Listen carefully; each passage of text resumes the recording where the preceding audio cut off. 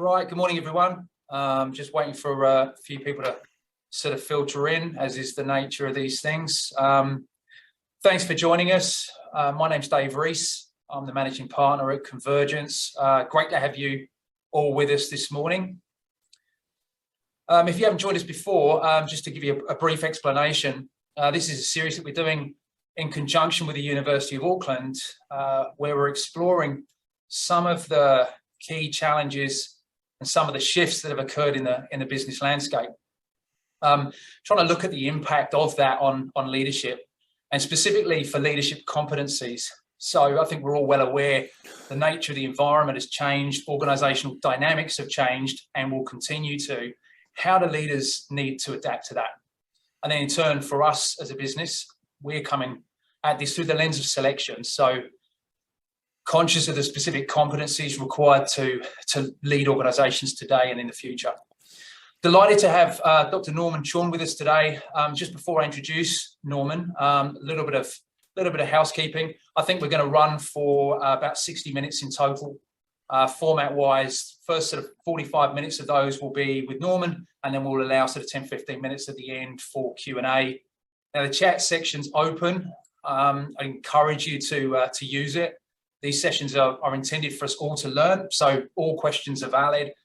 And in fact, we've intentionally limited the audience for this to try and make it a more intimate experience and encourage people to contribute their thoughts and questions. We're going to try and address some of those along the way, and then some of those we'll address at the end. So Norman and I will monitor that as we go. And again, just in terms of housekeeping, if you could make sure you're on mute, that would be appreciated. Okay, let's dive into it. We're joined today by Dr Norman Chorn. Dr Chorn is an accomplished business strategist whose consulting practice focuses on the research of organisational resilience. So as well as working as a consultant, he's also a part-time academic, and he's written several books on strategy and organisational adaptation. We thought it would be interesting to understand from him what the research is telling us about key characteristics for both organisational resilience and individual resilience. So beyond the organisational considerations, how can we build resilience in terms of behaviours and characteristics? So Norman, great to have you with us. I'll hand over to you. Very much looking forward to your insights. Thanks very much, Dave, and good morning to you all. It's not a lovely day here in Sydney, so I certainly hope the weather's a lot better where you are over the ditch. So as Dave said, look, today is an interesting day to explore what I'm hoping is going to be a slightly different take on the whole issue of resilience. I was just saying to Dave earlier on that while we've done a lot of work in the areas of organisation resilience or strategic resilience and started looking at personal resilience as well, when we put the two issues together, it started producing some kind of somewhat atypical results, and I'm kind of quite interested to get some of your feedback and your reaction to what it is that I'm going to share with you this morning. Just one further thing which I will add to Dave's introduction is that I will be making a set of all my slides available to Dave and leaving it up to him to distribute it with you, because there may be some bits and pieces which you'd like to take notes of. Maybe I'm being presumptuous here. Maybe there isn't anything you think worth noting, but if there is, then rest assured that there will be some notes to follow. Okay, I'm going to share my screen and we'll get right into it. So you'll notice that what I've done is I've actually titled the session Critical Competencies for Leaders of Resilient Organizations. So what are the characteristics of leaders who seem to be capable of driving the organization's resilience? And so that goes beyond just things like, eat healthy meals and exercise and go to bed early. It kind of looks at some of the issues that are really contributing from their perspective to the resilience, the strategic resilience of the organization. So just Dave's already introduced me, and that doesn't look anything like me, but those are the areas I work in. Future strategy, we do a lot of work in that space, developing organizations to be adaptable, and obviously strategic leadership, all of which Dave has already covered. So let's have a look at what we're going to cover today. We're going to deal with a few things. I'm going to talk very briefly about the study we conducted in 2020 and 2021 on resilience, and share with you some of the key insights we had into resilient organizations. We're going to then draw a distinction between organizational capabilities and individual competencies, and unfortunately these areas are often kind of confused. A competency is not the same as a capability, and organizational capabilities are different to individual competencies, and we'll just spend a few minutes talking about that. And then we'll talk about the 8 leadership competencies that have actually emerged when we turned our attention to look at the leaders within these organizations. And finally, share some interesting insights with you on the issue of risk and risk appetite, which is a clear and important factor in leaders, and a surprising link between biology and risk as well. So that's really what we'll deal with today. So let's start by exploring resilience at some level. I've always been unhappy with the definition of resilience, the traditional view of resilience. And so we started off by asking, is this traditional definition still useful? Because the traditional definition says resilience is the ability to bounce back from a setback or a disruption or a breakdown. And the point is that is actually not always a very desirable thing to occur, because once an organization is knocked over or disrupted or fails, that can be very costly, both in human terms and in financial terms. And so it doesn't seem to be terribly useful to kind of say, well, this organization got back on its feet again, but in the meanwhile, so many hundreds or thousands of people lost their jobs, and there was a lot of mental anguish, and the business lost, and the society therefore lost lots of money as a result. So in a sense, the question we wanted to ask was, or wanted to find out was, how do these organizations manage to thrive during conditions of disruption and change? And we identified 54 organizations with the help of the Australian Fin Review and Melbourne Business School, where we isolated those businesses who were not in this very fortunate position during COVID. I mean, those of you that visited Australia will know that one of our big stores that actually sells computer equipment is JB Hi-Fi. And I mean, during the early days of the pandemic, you couldn't buy a headset or a microphone or a computer monitor anywhere. I mean, the business just boomed. So we eliminated those businesses because they were by and large just fortunate to be in the position they were in, and rather looked at organizations which managed and had a history of actually doing rather well during bad times. We asked 3 questions. We wanted to know what their focus and what they were doing to understand the environment as it was changing and emerging, because right at the beginning of the whole situation we really had no idea what was going on with COVID. How did they then develop a strategy that was able to respond, and finally how did they organize their resources to execute on their strategy? Those were the 3 questions we asked, and we had the ability, because of the lockdown, strangely enough, to actually get a lot closer to these organizations via Zoom and WebEx and Teams, and we managed to attend many management meetings, board meetings, and have individual one-on-ones with senior kind of leaders in the organization. And when we had completed the study and started analyzing the data, we found 3 key drivers, 3 key things that were associated with these businesses and organizations. Some were for-profit, some were not-for-profit, some were government-owned, some were privately owned, and some were public.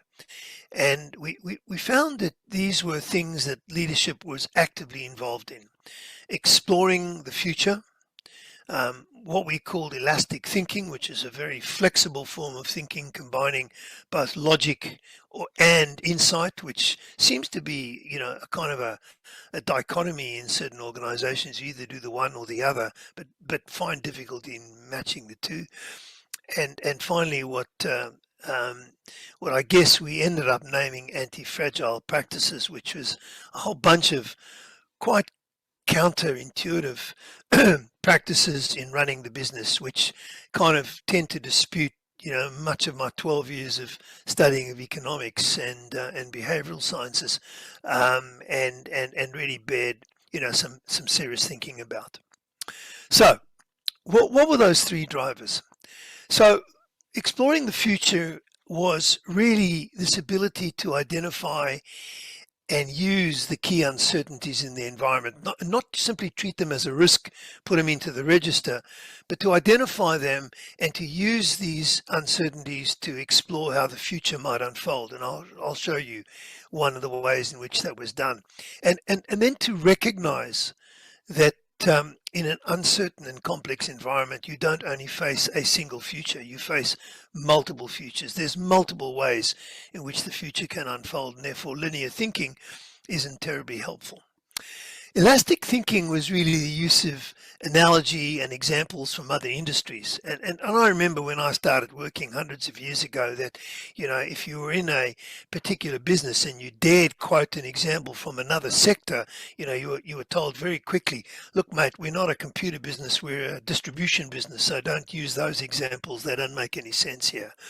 And this ability to look at multiple solutions simultaneously and hold them all as viable until you've really tested and rigorously assessed them all, and to use a very different kind of divergent thinking, non-linear thinking, which really helped to kind of make sense of this very disparate kind of data, which didn't really do well in a sort of a spreadsheet analysis. You couldn't do a strengths and weaknesses assessment on that kind of data. And then finally to the anti-fragile practices, we found very strange kind of practices, things like deliberately building redundancy into org design and capabilities rather than streamlining processes, eliminating waste and duplication. We found organizations deliberately putting in place redundancy in a very purposeful manner. There was a distinct absence for the search for the silver bullet. Like years ago, it used to be total quality management is going to save us, and then it was agile is going to save us, and then lean is going to save us, and there was a total kind of absence of those things, and instead they were just sort of saying, well, let's just discard the things that aren't working and let's just kind of work with what we know works, and giving people the ability to make decisions who are really involved. And some interesting comments, one of the CEOs said to me, look, we've learned not to take advice from experts who just advise. We rather go to people that actually do. So we kind of stay away from consultants or expert policy advisors, who don't really have any skin in the game and they just claim to know a lot about the area. We rather look at people that have done things and ask them for advice. So some very interesting and quite counterintuitive sort of advice we found. So all of this has really given us a slightly different view and understanding of what resilience means, both at an organizational level and at an individual level. So what's interesting is just to share with you quickly one of the diagrams that I think was made quite famous by Nicholas Nassim Taleb in some of his books, certainly in Anti-Fragile, in Skin in the Game, where he really tried to make a distinction between things that were fragile, things that were robust or strong, and things that were anti-fragile. And the point he was trying to make, if you are kind of into graphical representations of this, and I'll show you a slightly different representation of this in a moment, is that the strength of an object is constant until such time as stress is placed upon it, a disruption or pressure or whatever. And at that point in time, the fragile objects clearly just break and there's no strength at all. Whereas the best you can expect from a robust object is that they kind of, maybe bend backwards slightly, or they resist the the stress and they return to the normal level of strength. But the issue and the distinction with an anti-fragile process or an anti-fragile object was that it seemed to learn from the stress. It seemed to learn from the disruption and reorganize itself, adapt, innovate, and actually emerge even stronger after the event. So, you know, the typical example that we often see is that of a glass which is fragile, pressure on it, and it causes it to break and disintegrate altogether. Whereas a steel sword, you know, I mean, if you take a steel object or sword and you put it under pressure, it'll bend, but it'll come back to the same shape. So it kind of reassumes the same properties, which is not terribly useful if the environment has changed. So, you know, we've invented, you know, kind of automatic weapons, and you're still fighting with a sword because, you know, the sword has still retained its strength. And then the human genome, which has now shown through COVID and many other instances in the past to be capable of actually learning from the disruption from the virus, building immunity, and emerge stronger as a result of that. So we are now stronger. And I was chatting to one of my colleagues in China, and as you know, they're a little obsessed about not carbon zero, but COVID zero, which seems to be almost as impossible a task as the former, although we won't get into this debate now. And what's going to be really interesting to see is after the Communist Party Congress in October, where no one knows what date it's actually at, that Xi Jinping is likely to open the borders again. And what's going to be interesting is to see the impact that, you know, allowing free access in and out of the country, what that's going to do to the population, whether it's going to hit it harder than perhaps it has hit us, where we've actually been capable of absorbing it and building some levels of immunity. So I guess if we then look to our new understanding of resilience, we're saying resilience is actually the ability to learn from the stresses of change and disruption, and almost to use that as the impetus, the energy, the motivation to innovate and grow. So that in a way we feed off the chaos and we grow as a result, rather than retreat and try to reassemble what we used to be beforehand. So it is quite true that I think after COVID, we've probably woken up to find a very different looking workplace, a very different consulting sector, a very different you know, environment for working, where people have just changed all their behaviors and habits, and some of them are not for the best. Some of them are for, you know, have not been great, but in a sense, we hopefully have emerged a little stronger as a result of that. Now, I'm quite happy to just take some questions or comments if you have any at this stage, and just see if there's anything that we can. There was a question. There was a question, but it was actually Dave's comment that he was reminding you that the chat line is open, so feel free to jot down any of your thoughts or questions. Okay, well, if there is anything that emerges along the way, then please let me know, and I'll be more than happy to do that. So that's a very quick overview of, you know, the study. So what did we learn? Well, there were 7 key insights we got from the resilience study in organizations.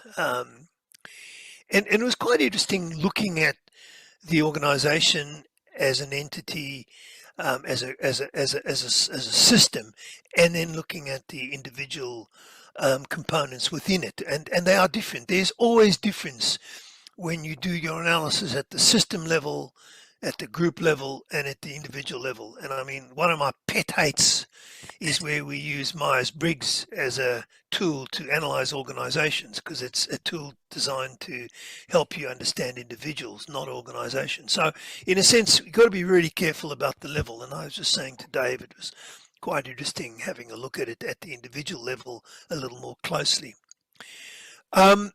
So what do we find? We found 7 key insights. Now I'm using a symbol which I think most Kiwis would recognize as a symbol of resilience. It was made famous after the Christchurch killing. I'm going to use the silver fern. And although it's black because the background is white, otherwise it would be white, silver. Anyway, the first key insight was the need to build diversity in your connections and advice, and particularly to seek advice from people who are critical of you, to seek advice from those sectors who are opposed to you. An example was a logging company in Tasmania that actually invited a Green senator to do a presentation at their annual strategy conference. And I have to say, although the early stages were quite sort of tentative, there was a lot of learning on both sides. So, leveraging intelligence from the whole organization seems to be one of the things that we found as an organizational practice. The second was really this need to listen to people with skin in the game rather than the policy wonks, as they sometimes called.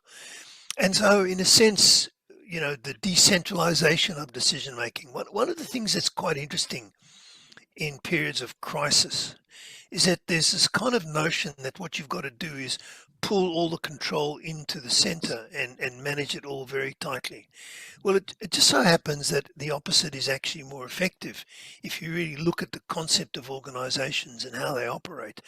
That having multiple points of decision making, multiple nodes of decision making, and actually allowing people to respond at a local level is actually more effective in navigating these difficult conditions. So decentralizing decision making, listening to people with skin in the game seems to be a really important one here. The third insight was to recognize that your reliance on linear thinking, which I think is still the basis of most of the thinking that probably this group is, kind of learnt on, this notion that cause equals effect, or cause is related to effect, which is the kind of characteristic of a simple system or even a complicated system where you turn the machine on and it starts working and you flick the switch and the machine stops.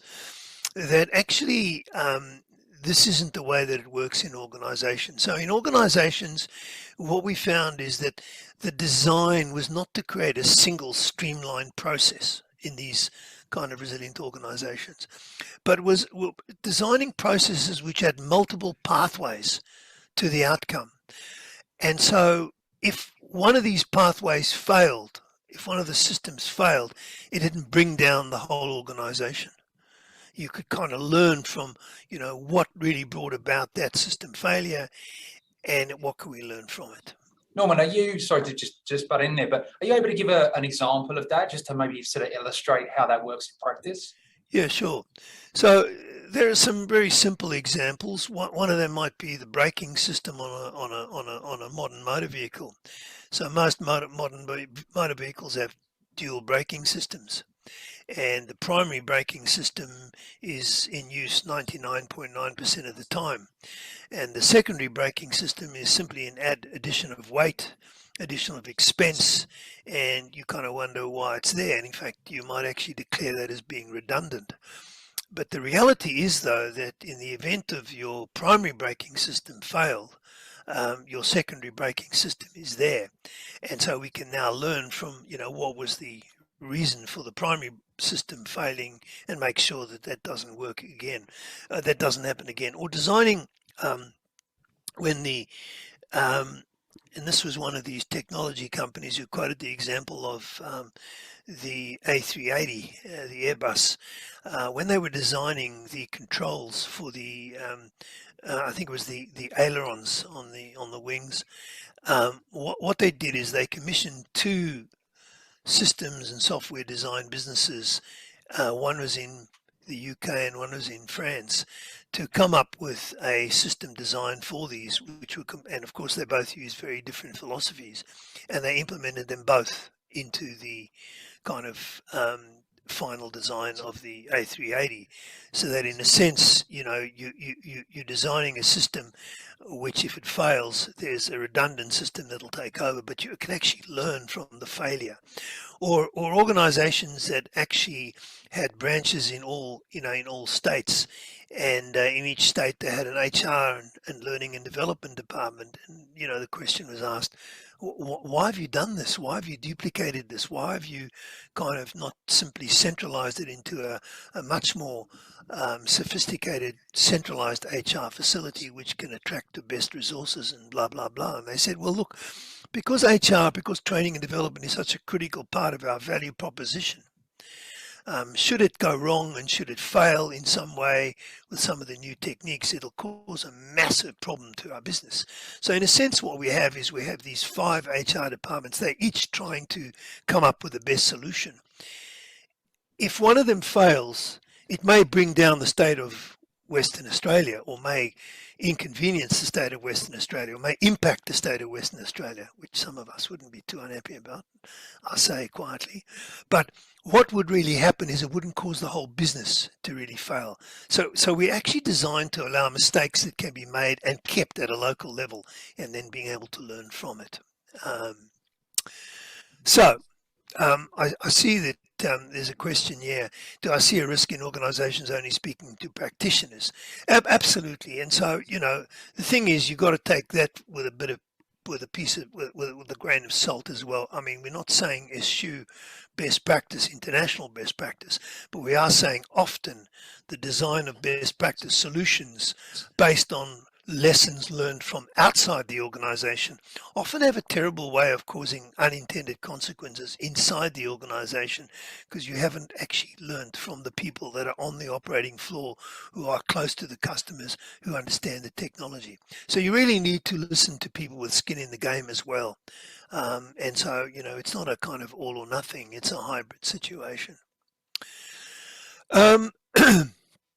So moving on, make sure we use sufficient nonlinear thinking in complex situations. So, a good example here is this term strategic planning, which is really an oxymoron, because strategy is a learning exercise that involves divergent thinking, that involves kind of out of the box creativity, innovation, metaphor association, using different kind of views of the world to come up with deep insights about the organization and about the strategy and about what's really going on. Whereas planning is a linear, action orientated kind of activity. And one of the things we know is that action is the enemy of thought. So that if you actually combine the two, the desire to kind of produce a plan, to create KPIs, to have clear objectives, to build in milestones, to hold people accountable, often comes at the expense of the strategic insight, which seems to be missing in so many cases. We're great at planning, but really not so good in the strategy part, and we will find it very difficult to improve that unless we separate the two into different processes. The next one is implementing redundancy in selected areas, and I will come back to that and show you a couple of specific points related to that, but it's about being very careful where you do implement redundancy, where there's a critical risk to the organization. Leveraging the human adaptability is another one I will just come back to in a minute on the next slide. And finally, the use of uncertainty in a different way, rather than simply regarding uncertainty as a risk, placing it in the risk register and treating it as an equation, to recognize that uncertainty is also a space where opportunity is created.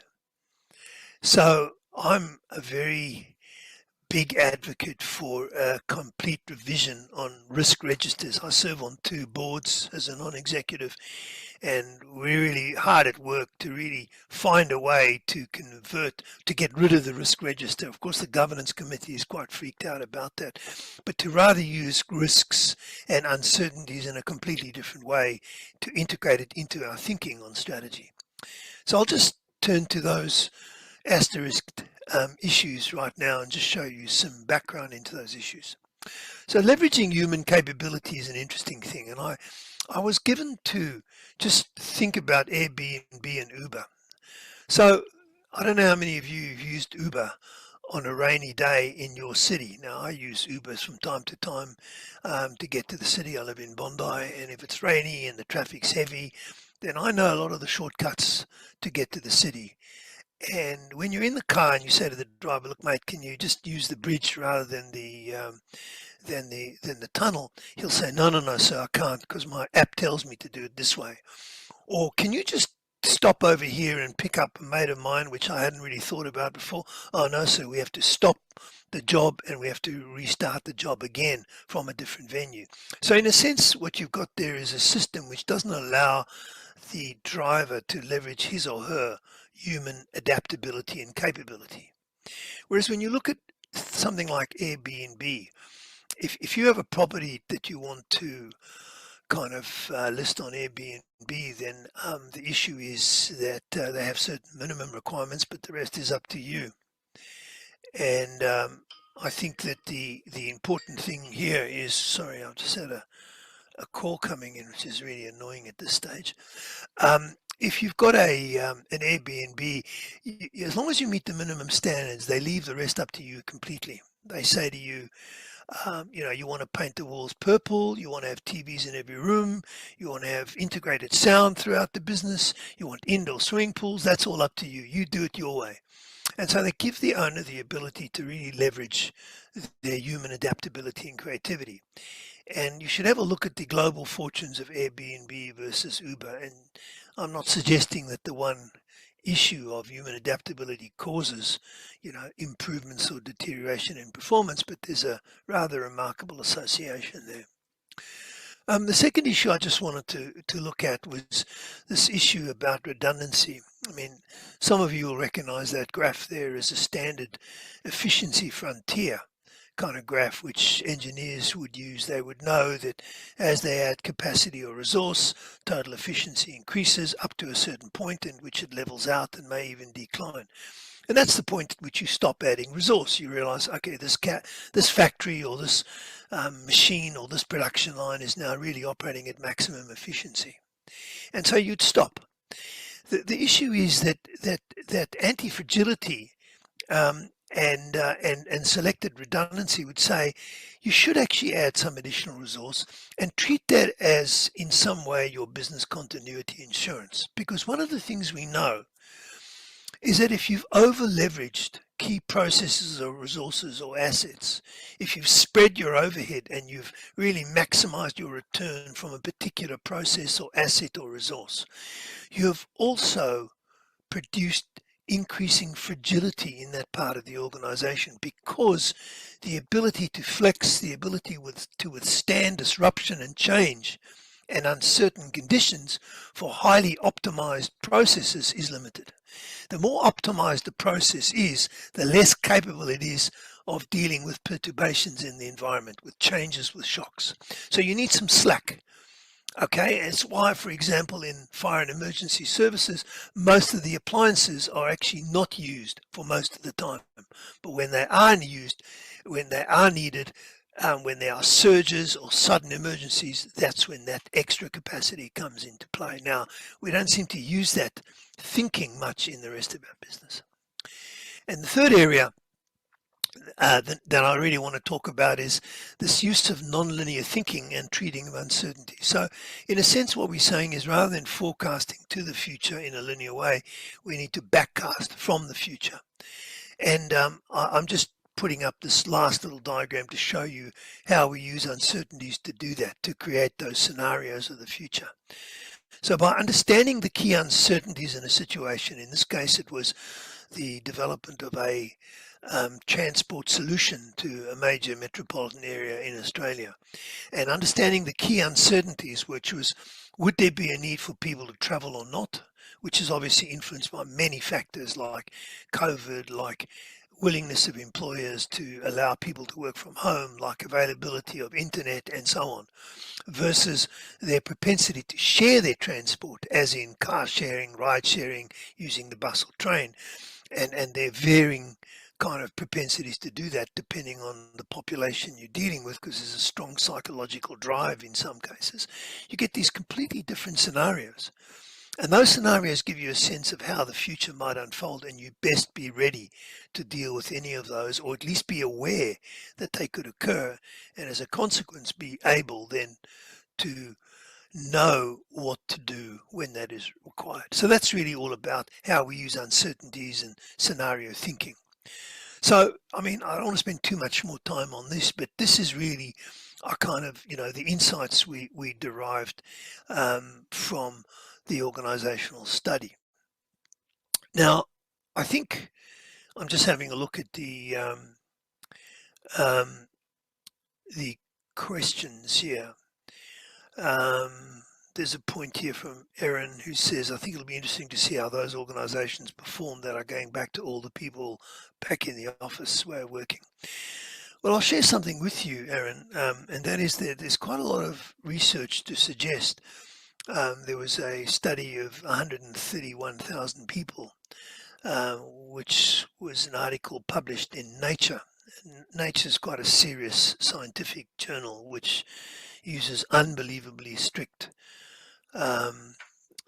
criteria for methodology and drawing conclusion from statistics, which showed quite conclusively that working from home has reduced levels of collaboration, made smaller the group of people that you would seek opinions from in taking decisions, reduced productivity with all this time spent on unproductive Zoom and Teams meetings, and actually definitely had an impact on innovation.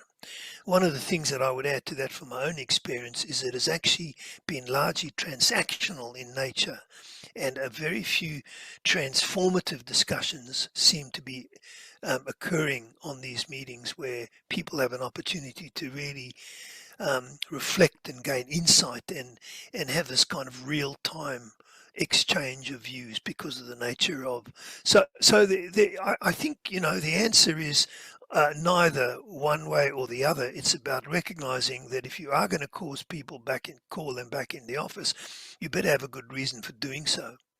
And that has to be things where you discuss deep strategic issues, which are really about complex problems that aren't solved by just applying best practice.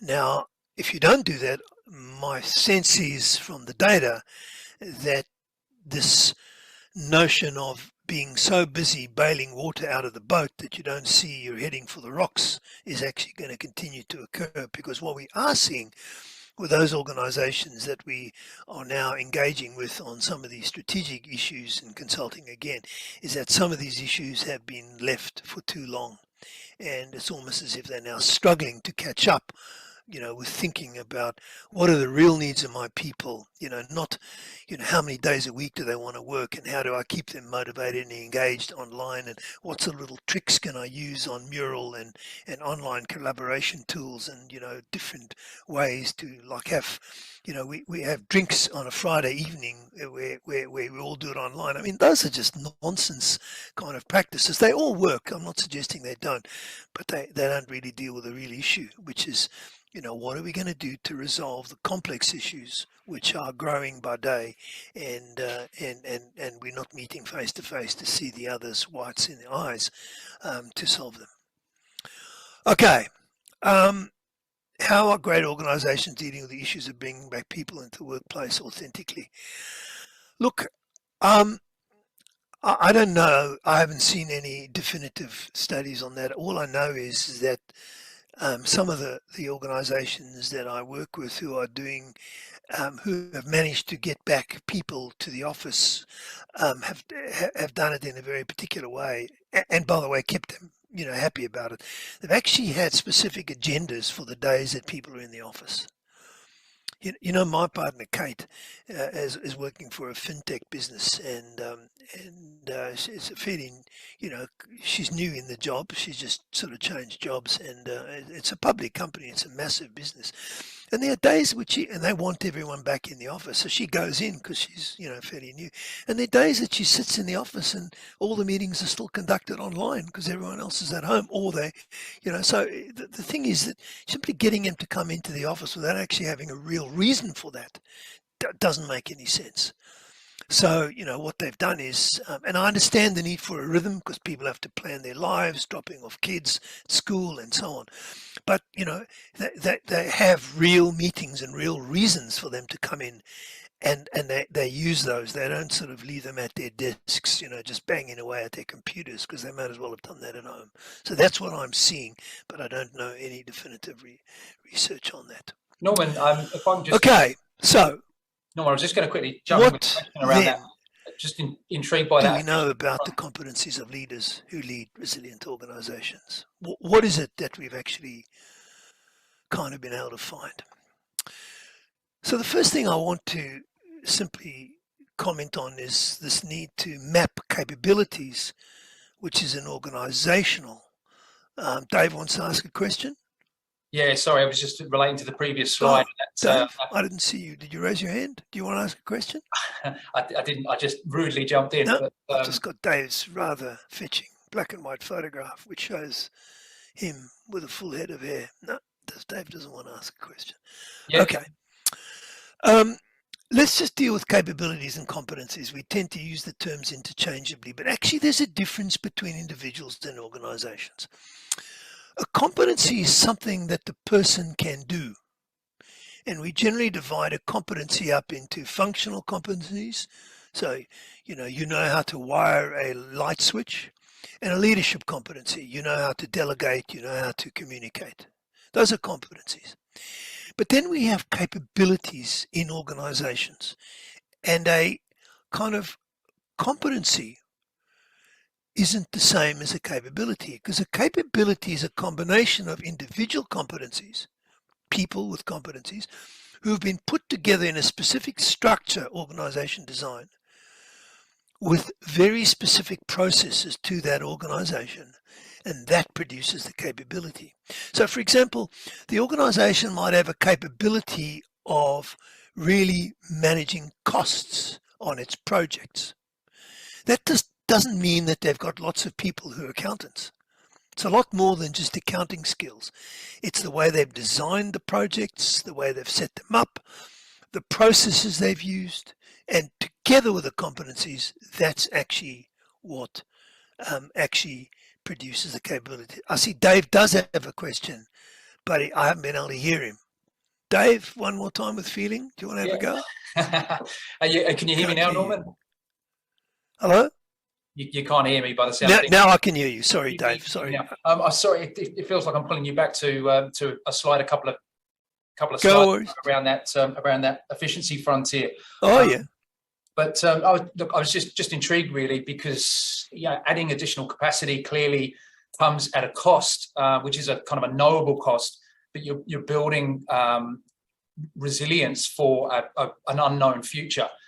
So how can organizations think about that in a kind of a formulaic way to determine the benefit from it? Because it seems like the cost side will be known, nature of uncertainty being by definition unknowable, you'd struggle to kind of understand what the benefit looks like.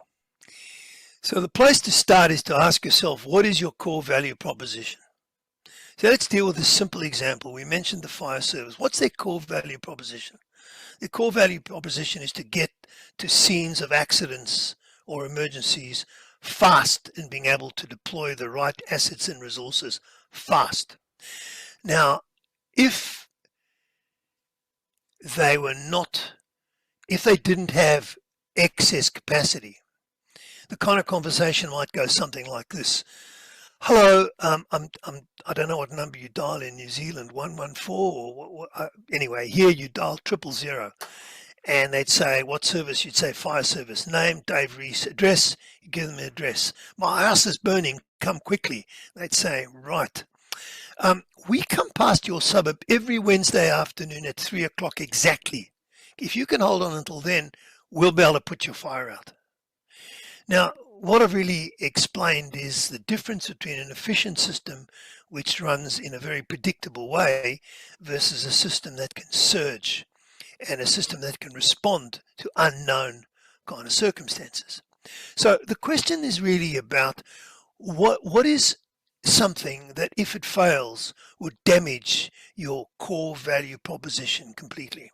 So for example, if you sell insurance for overseas travelers and you promise 24-hour assistance immediately by a qualified person, then don't outsource that service to some dodgy outfit between the hours of midnight and 4 in the morning, because in your experience, you don't get many calls in that period of time. You actually have to carry that additional cost in case someone does. So it really comes all the way back to your core value proposition, and there is no way to get a direct cost benefit kind of situation. That's the nature of an investment. In investment, you know what the cost is, but you don't know what the benefit is. The only guidance you get is what is your core value proposition. And if your core value proposition is 24-hour assistance with really great medical care, and I speak about this from experience, having been stuck in Boston many years ago at a crazy hour with a sick child, phoned the number, and I was put through to somebody who kind of had some knowledge of first aid, but he was by no means a medical expert, and that's actually what I paid for. So those are the only kind of guidelines I can think of. I think supply chain is an interesting issue as well. I think the lean management approach, as Felicity said, has really given way and has been shown to have too much risk. You know, the just-in-time approach has been too risky. So again, it's about saying, you know, is the main core of our business having product availability all the time? If it is, you know, I'm not sure that we can really risk a completely just-in-time or lean system, and even Toyota is rethinking that. I don't know if that kind of goes some way, Dave, to explaining. Okay, so just returning then, so recognizing that capabilities and competencies are different, there's more to it. Now, I'm going to flash up a slide which I don't want you to get too fussed about, because I will give you a copy of this. But what we've done is we've mapped on the horizontal those 7 insights, and on the vertical we've actually looked. On the vertical we've mapped the insights, and on the horizontal we've mapped in red the key leadership competencies, and you will get it. You'll just see how we've mapped them across, and that's how we can actually now start talking about what the leaders of resilient organizations have as competencies, and that's really what I'm going to deal with now. So I think mental flexibility is the first one. It's the ability to deal with past experience and balance that with future expectations as well.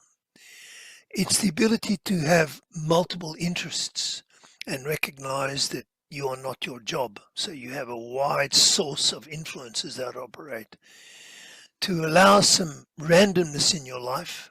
So one of the things we find in resilient individuals in these organizations is that they're generally kind of interested in a range of things. They go yachting, they go, you know, climbing, they belong to book clubs.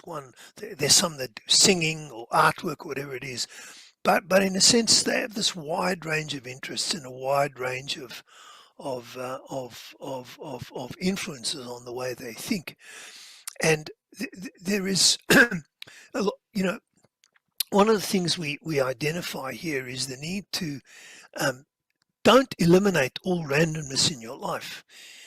So for example, if you drive to work one way in the morning, try different ways, allow some randomness in your life, because every time you are faced with a unexpected change in circumstances, oh, the road's closed, or oh, this traffic light takes a long time, they force you to kind of make fast adaptations, and that learning to cope with an emergency, a small emergency, and make an alternative,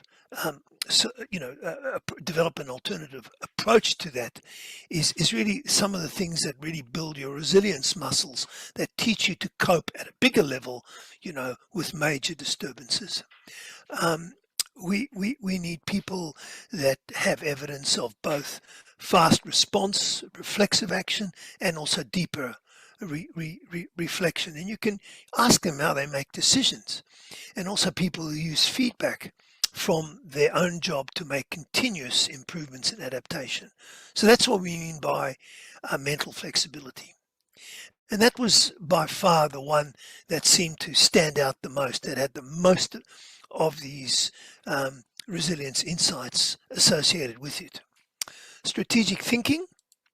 Strategic thinking was the ability to use logic and reflective insight, so do analysis and insight, hard data and some sitting back and reflecting.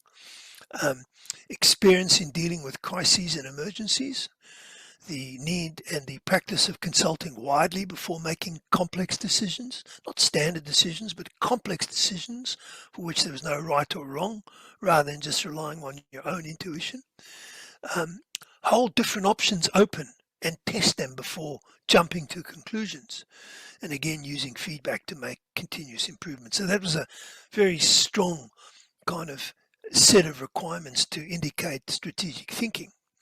And then growth mindset, which I'm sure you all understand, pursue multiple interests, testing your thinking with critical people, so being prepared to have people disagree with you. I know most of us, when we seek advice, we like to go to people that we know will agree with us, but instead go to people you know will be critical of you. Consider multiple options, look at different ways of solving a problem and keep them all open at the same time. And experiment with different processes to find the optimum solution. And this wonderful characteristic in the 5 big personality characteristics, the ocean thing, the openness, conscientiousness, extroversion, agreeableness, and neuroticism. The key factor here seems to be openness, the willingness and ability to change your mind when you are given new evidence. As John Maynard Keynes once said, when the evidence changes, I change my mind. What do you do, sir? And I think we need a lot more of that in some of the public debates we're having about the big issues of the day, but certainly openness to changing your mind.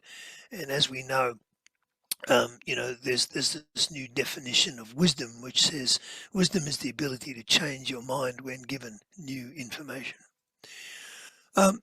The ability to coach and develop others seems to be a critical issue. And this is about seeking advice from not only the McKinsey consultants, but also the people with skin in the game. Understand practical and conceptual skills in others, appreciate them, both people with practical skills and conceptual skills, being able to relate to all people, and delegate and empower people effectively. And I will come back to Vanessa's question in just a second. Collaborate, be collaborative and a team builder. So value experiences from all levels in the organization. Ability to balance short and long-term objectives seems to be a critical factor here. And capable of influencing others without needing to be in direct control. So, the fact that people have been successful in staff roles as well as line roles seems to be quite indicative of the fact that they can manage both direct control and influencing as well. The need to build broad and diverse networks, or somebody who does that, has a wide network of mentors and advisors, and is involved in a wide range of outer work networks. So these little squares that I keep highlighting, these are the behavioral indicators of the competency. So when you get these, you'll be able to look at these, and some of them would be very helpful in a kind of in an interview situation where you look at behavioral kind of interviewing, where you look at examples of what have you done in this space, what have you done in that space, asking specific questions. And then finally, 2 of them, which didn't really directly map to any of the key insights from resilience study, but which we just know have become almost, kind of unavoidable capabilities in resilient organizations, and that's self-awareness, which I'm sure you're all aware of. Awareness of emotional triggers at work. So what actually triggers you at work? I mean, everyone has different kind of psychological drivers. Some have a need for status, some have a need for control, some have a need for certainty, some have a need for being treated fairly, and so on. I mean, any good neuroscience text will show you what these basic psychological drivers are. And, that's an innate driver. Just be aware of it for an individual. Just make sure the individual is aware of what his or her emotional drivers are, what triggers them, and how they've learned to manage that. Demonstrating focus and self-discipline, and understanding your impact on others, the whole EQ thing. And then finally, the list of behavioral characteristics of digital management.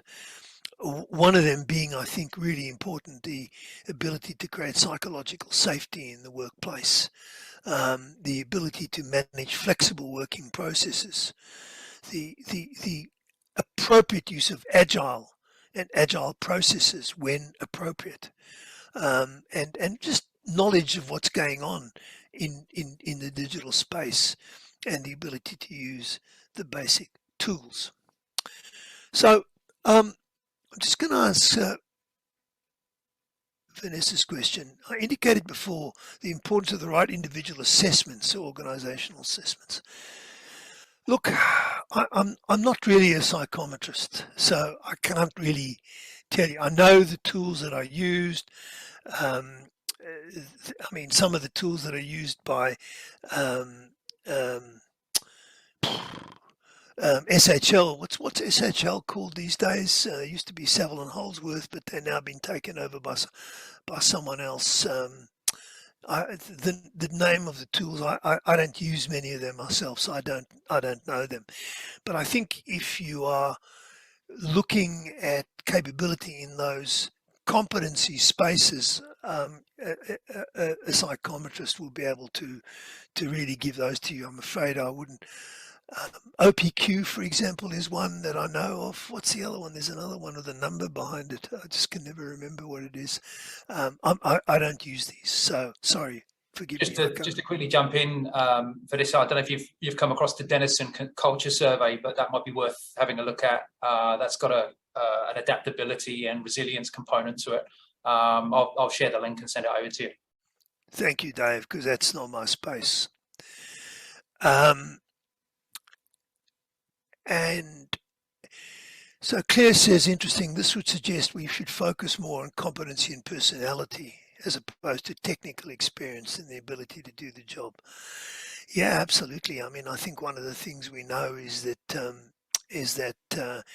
if you have somebody with the right kind of leadership competencies, and provided they've got at least a basic understanding of the technical area, and you think they could learn that seems to be a better way to go than taking someone who's an expert at the technical functional competence and then placing them in a role of leaders. I mean, I've seen the disaster in a lot of fintech companies where they've taken the engineers that developed the original app and they've put them in leadership positions, and they just have no idea how to kind of deal with the people issues at all. They think their improvement of customer relationship is addressed by putting a new widget on the dashboard and giving them tickets to kind of complete, and it's clearly a disaster. Thanks, Felicity. Felicity will get some advice on surveys and psychometrics, which might help in that space. Norman, just conscious of time here. Just maybe a good way to wrap up. Just coming back to those sort of three factors that you pointed out right at the start: the explore the future, elastic thinking, and anti-fragile processes. Yeah. If organisations are at a stage or two prior to sort of building that in, what's, from a pragmatic point of view, what's the sort of the pathway to those? Is there examples that you've come across as to the stages or process that organisations can work through to kind of build these competencies? I think the interesting thing is that there's not a kind of a sequence by which these capabilities need to be developed in an organization. You really need to pursue, both this future-looking approach plus the because unless you've actually got the elastic thinking, you won't be able to appreciate the importance of the future focus. Unless you have the anti-fragile practices, you aren't going to be able to execute on any of those kind of insights and strategies that you developed from the future focus. So it's not a kind of a sequential process. Start anywhere you like, because one of the things we know in a complex system, everything's connected. And as soon as you start working on exploring the future, you will find that elastic thinking becomes one of the things that is drawn to your attention, and you begin focusing on, as will anti-fragile. And I think the key thing that we've learned is keep your eye on what is not working and discard those things quickly and find things that do work, rather than looking for a single silver bullet solution. So that's really, I suppose, I'm happy to answer. There was a last sort of thing I was going to deal with, but we have run out of time. I'm happy to stay online to deal with that one, as in, if you do have the ability to remain. But for the rest of you, I'm happy to close off there and just to deal with any specific questions that might have emerged in the last minute or so that you'd quickly like to raise before Dave really cuts us off. Sure. Well, hey, look, it's always our ambition to sort of start and finish on time. So we understand if anybody needs to jump out at this point. Perhaps worth mentioning that we are recording the session, happy to make that link available. So if you did need to come back at another time and sort of check in on this final part, then please do so. So yeah, look, if you need to jump out now, thanks for joining us. Hope it's been useful. I've certainly taken away a huge amount. So it's really been great food for thought. And anybody that can stay on and wants to kind of continue and listen to this final part, then obviously you're very welcome to do so. All right. So thank you, those of you that are leaving. Thank you very much for having joined us, and thank you, Dave and the team at Convergence, for making this available, and Felicity for having set it up. Thank you. I am very happy to answer any last questions, but failing that, and those of you that are interested in hanging around for another 5 minutes, I'm also happy just to talk about just a last insight on risk profiles in leaders, because one of the things that we need to know is that anything that involves entrepreneurial or innovation in a leader is also dependent on their risk profile. Will I just push through on this for another few minutes, Dave, or do you Sure. want to? Yeah, go for it. Go for it. All right, so let me just quickly share my screen again.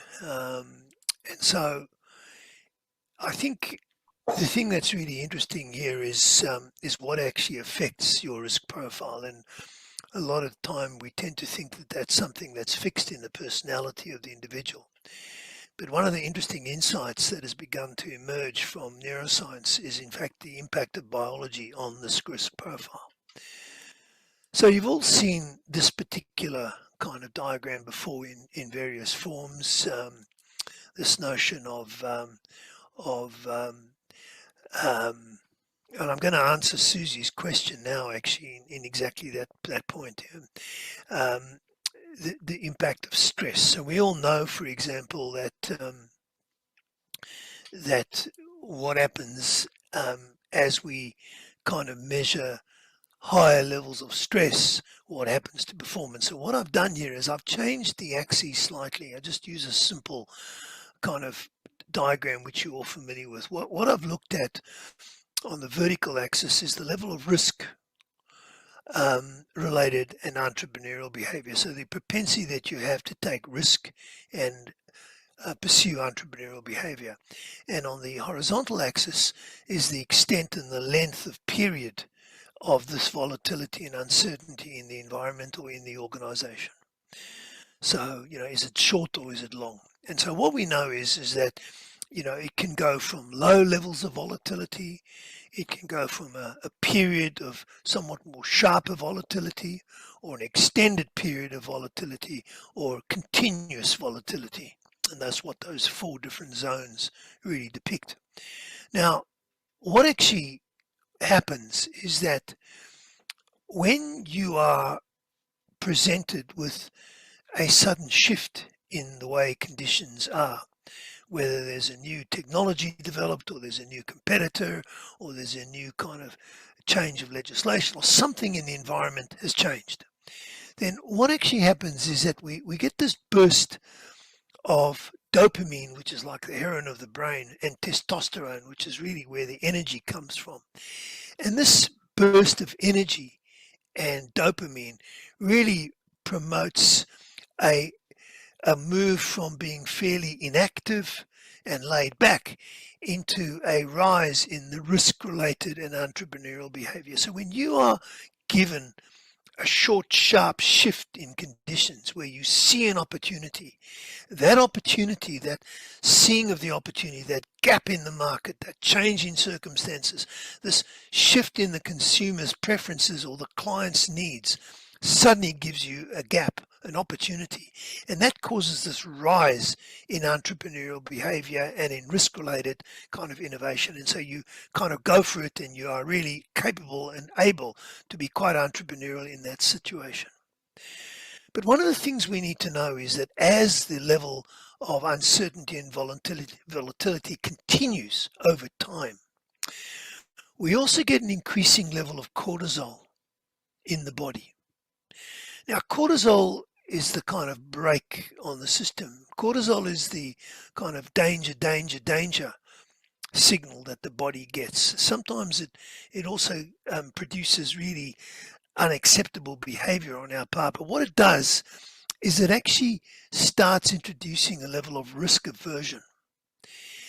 And over a longer period of time can actually cause anxiety and risk-averse behavior, and eventually you can become that stressed that you become totally risk-averse.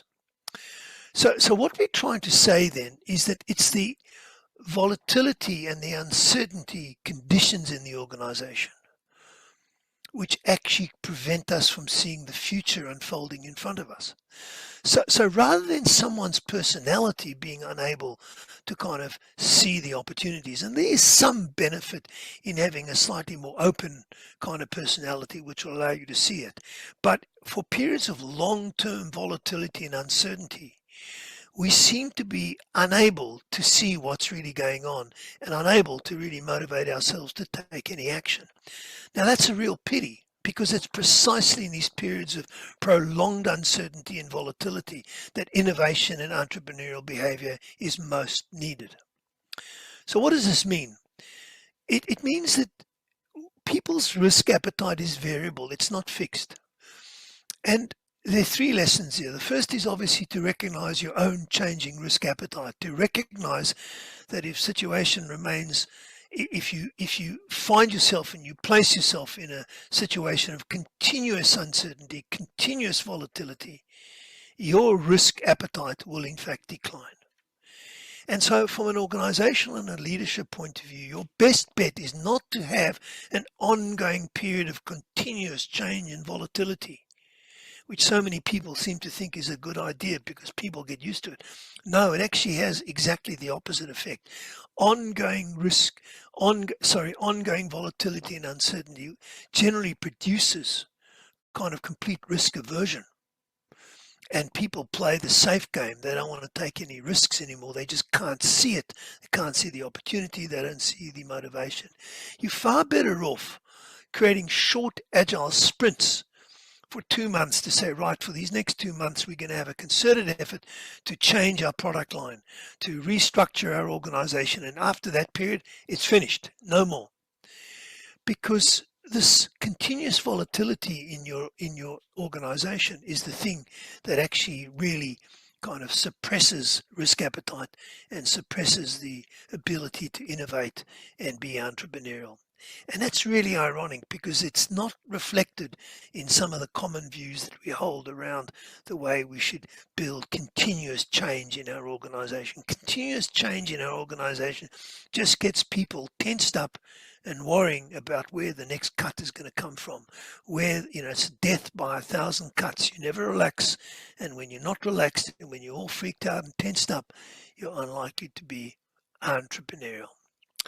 So that's what I've done. I've summarized those things. Drivers of resilience, new understanding of resilience, some key insights, how we move to competencies, what the 8 critical competencies are, and finally, just some thoughts on the biology of risk. So thanks very much for listening. Those of you that are interested in finding out more, there are some areas that we work in: business strategy, scenario thinking, alignment of strategy and culture, which is a big thing, and finally, strategic and personal resilience. So thank you very much, Dave. Thanks, Felicity, and thank you all for being here today. The risk profiles in different generation of leaders is actually more to do with the ability that individual generations have to withstand continuous change. And the argument is that, we in the younger generation, there's more ability to withstand the change, but the biology works in exactly the same way. So eventually, even the younger people will just become completely risk averse. And what's interesting is to see the psychological profile of young people after 2 years of COVID. They have become decidedly more pessimistic, decidedly more risk averse, decidedly less entrepreneurial. So even though it took longer for them to kind of get really weighed down by this continuous volatility, it does happen eventually. So the biology of risk, the ability of your circumstances and your body's reaction to those circumstances to affect risk, affects us all. Thank you very much, folks. Likewise, thank you, Norman. That's been fantastic. Sort of really rich, really interesting, and thought-provoking. So yeah, fantastic. I'm sure we're all got to kind of crack on and get back to it. But yeah, thanks everybody. And as I said, we'll get the recording out, we'll get the slides out, and some of the things that Norman referenced, we'll get links over to as well. Thanks very much, folks. See you later. Take care. Yeah, enjoy the rest of the day, everybody. Thank you. Thanks a lot. Bye-bye.